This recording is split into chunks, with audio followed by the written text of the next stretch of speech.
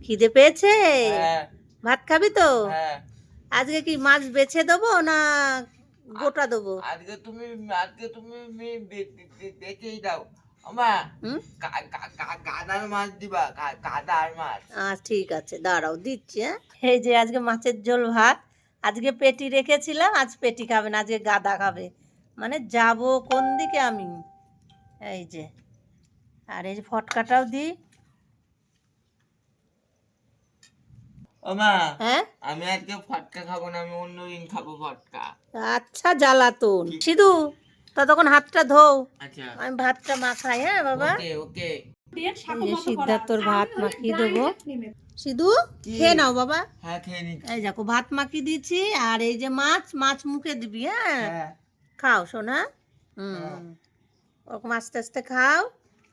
মাঝে মাঝে হাতে করে ভাত খেতে হয়, নাহলে হাতগুলো আবার অকেজো হয়ে যাবে। হুম।